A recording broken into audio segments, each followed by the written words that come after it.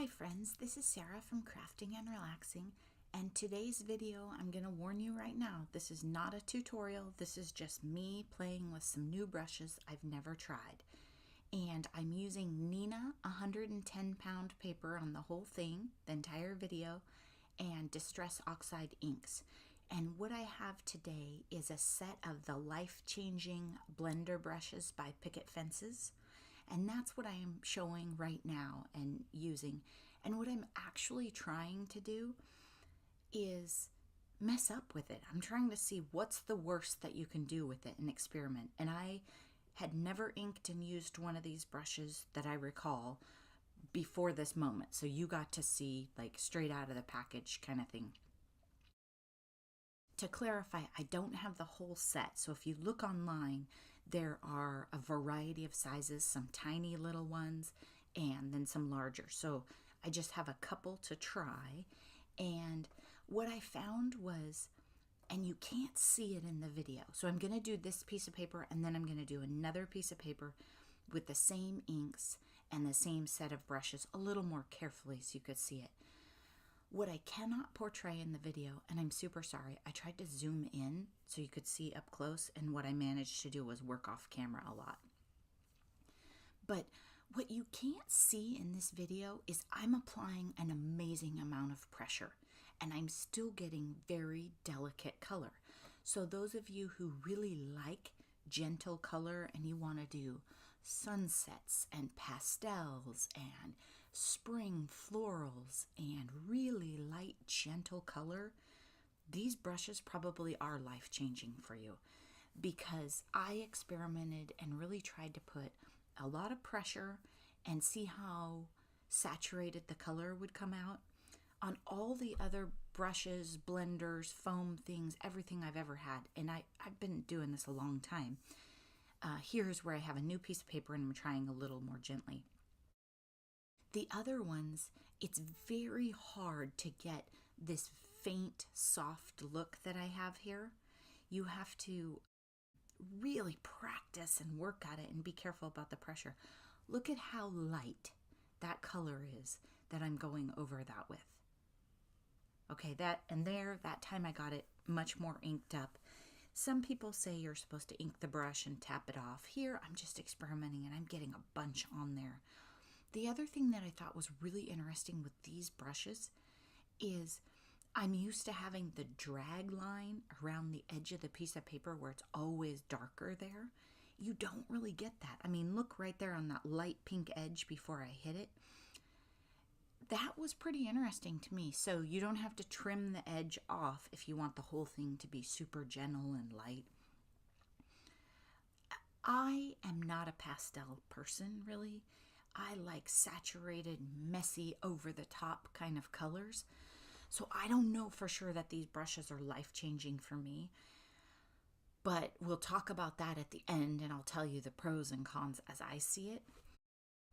Then the other thing, so those are the ones with the black handles. They have black and a gray inset. Those are the life-changing brushes from Picket Fences. The brush themselves, it does not have their brand or a logo. I couldn't even find a made in China or a made anywhere. It doesn't have it. The one I'm showing you now with the shiny, beautiful handle is a makeup brush. And what I noticed with the makeup brushes is I can get that soft color right there, but see how I got that big splotch and then I'm trying to control it. They're not as even as the life-changing brushes, and I just don't have as much control. I think with the life-changing brushes, if you wanted to do consistent ink blending, or if you're buying for somebody who's learning, I would definitely recommend those. They are very expensive. The full set of, it might be like 9 brushes, you'll have to look online, is about $50. And then I've seen some for $25 and $35. I don't really understand if there are knockoffs. I watched one video where somebody was selling them on eBay. They look exactly the same, and the whole entire set was, I think it was $25 or $30. So I don't really understand if they're all the same product, and it's super weird because they're not branded. So here again, I've gotten off the camera. If you have makeup brushes, get them out and use them. I think they're better than dealing with the foam blenders or like that little fingertip blender that you see sitting up there with a little black handle. Because look at that. That's makeup brushes. So if you have makeup brushes like this in your house, clean them up and use them for crafting if you're not using them for makeup. I am not a real makeup girl. I don't have makeup brushes like this anywhere in my house. I might have some of the straight-handled ones that I could clean and try. Heaven knows I'm not using them for foundation. So I wouldn't buy the makeup brushes thinking they're a substitute, but if budget is more of an issue for you, you might really like them. They're funny in videos because you can see my reflection. So if you have a YouTube channel, that's something to keep in mind. Be sure you brush your hair. Look at the soft color though. I mean, honestly, I can't do that with a Tim Holtz foam blender.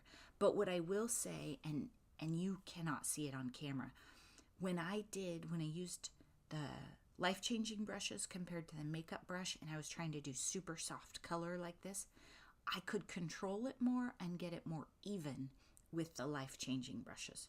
But, I mean, price-wise, I think you could go to Marshall's or somewhere probably and get a really nice set of makeup brushes for not very much.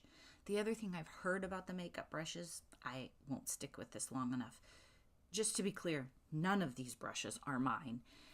The makeup brushes don't hold up. So as you're doing projects, you might have a hair popping out of it here and there. And in doing that, you could get a ridge in your ink and be bummed because your project got messed up. So I don't know, just something to think about. Whenever I talk about products or show you videos or different things, think about how important is it to you. Just like when I did the heat embossing video and I said, by the time you get into heat embossing, you're going to be into it for $50, right? You're going to be into these. If you go with the life-changing brushes from Picket Fences, you could easily be into it for $50. So you need to decide what look you love and what's most important to you, and not just rush out and buy everything that comes out.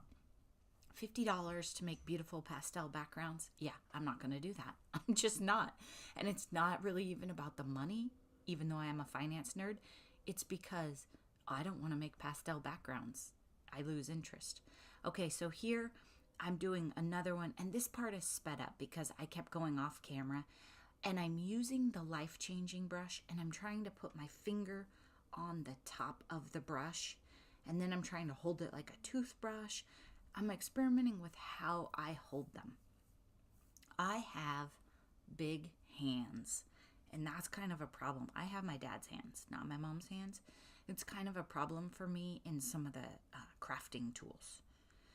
So that background right there would not turn out that beautiful and blended with a foam brush. So that's what I was experimenting with. The full set of the brushes, and probably if you bought a bunch of different makeup brushes, you can get variety of tiny ones.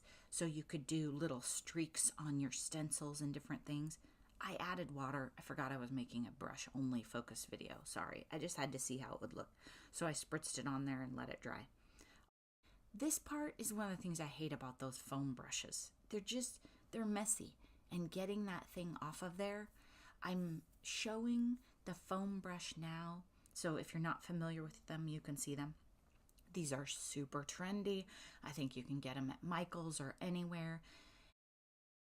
They're made by Tim Holtz, and you have the wooden handles. The wooden handles come in a pack of 2, and then you buy the foam blenders separately if you want more of them. The makeup brushes and the life-changing brushes, you just get a little ink on and then you rub it off on a piece of paper, and you can switch colors super easy and it doesn't muddy up your inks. Tim Holtz has said that with these, you should at least have a foam dauber for each color family. I don't know. I mean, I have quite a few foam daubers because I bought an extra pack, but I only have the 2 handles because I haven't bought more. They take up a lot of room. They don't travel well. Some people buy a little notebook I've seen, and they put the little foam daubers in like a pocket, kind of like the size of the ones you would use for old slides. Okay, so you always have to reach on there and get that. Then it always gets on my finger every time. It's a mess. So If I didn't have anything and I was going to purchase something, I would suck it up and buy the super expensive brushes. And I might try one of the less expensive websites and just hope that they're the same. Here, I'm showing you they're about the same size, but look at my hands compared to these brushes, okay? Like I said, those are my dad's hands, and they don't hold these brushes very well. So that's an issue for me in pros and cons. But I never know where to put the daubers, the wooden handles, and I lose them, and the foam things. I would love to have brushes that I could just put in the cup on my desk. I think makeup brushes, if you want to go more inexpensive, or the life-changing Picket Fences brushes, those are probably the way to go, and I totally apologize to my friend who just bought the ink daubers last week. My bad. Thanks so much for watching, and happy holidays to everybody. Bye-bye.